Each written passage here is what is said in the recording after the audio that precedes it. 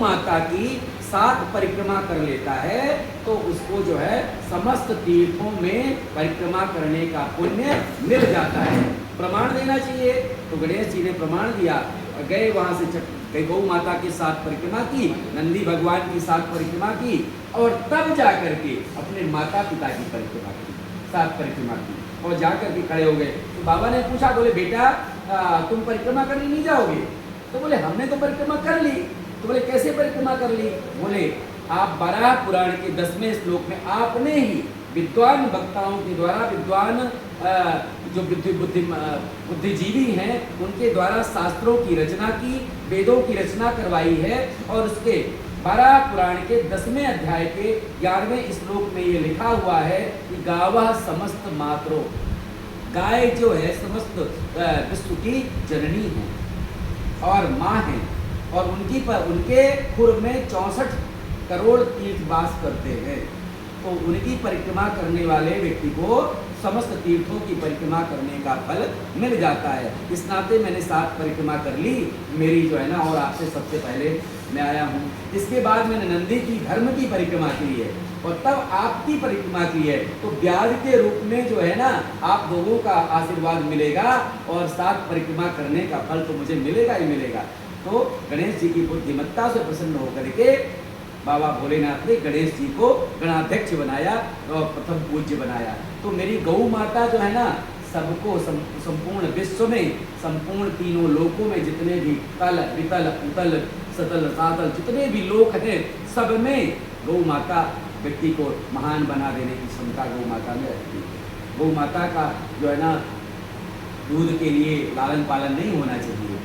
गौ माता जो है ना, माँ सबसे पहले निकला है, माँ, वो सबसे पहले क्या बोलती है?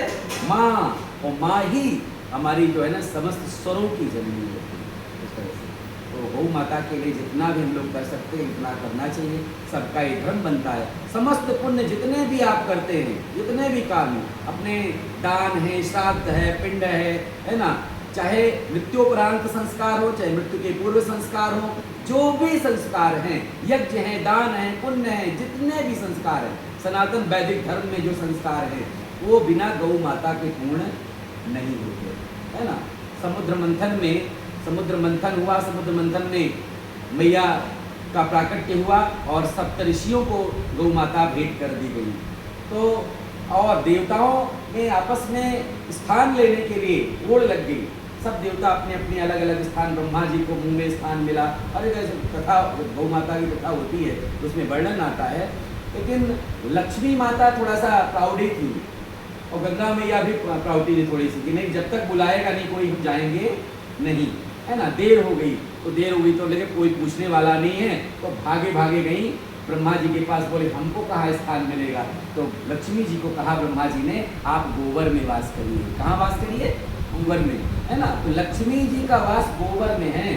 जिस घर में कोई भी संस्कार, अब तो खैर गोबर से लीपने वाली प्रथा ही खत्म होगी, टाइल्स लगवा रखा है तो गोबर आपका घर गंदा हो जाएगा उस तरह से। लेकिन पहले आंगन जो ना लिपवाते थे गोबर से ही, है ना। जो भी कोई शुभ कार्य होता था तो गोबर से, गौ माता के गोबर से ही लिपवाते थे। गौरी आज भी बनाई जाती हैं, लक्ष्मी गौ माता के गोबर में जो है ना वास करती हैं। और सारी गंगा जितनी है, गंगा जी गोमूत्र में वास करती हैं। गंगा जी को स्थान मिला गोमूत्र में, तो गंगा जी का वास होता है।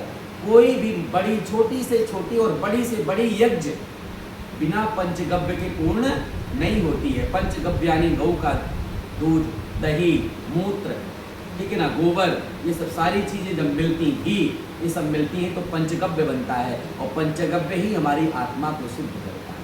गौ माता की परिक्रमा करनी चाहिए। 7 परिक्रमा डेली करने वाले व्यक्ति को कभी भी किसी प्रकार का कष्ट नहीं हो सकता। ये गौ माता का चमत्कारिक प्रमाण है। दूसरा, हम लोग मेडिकल साइंस में बात करें तो मदर्स मिल्क में कैरोटीन पाया जाता है ना, उस तरह से। और मैया को गौ माता क्यों कहा गया? क्योंकि उसके भी दूध में कैरोटीन की मात्रा पाई जाती है। इस वजह से मेडिकली भी प्रूव हो गया कि गाय माता है।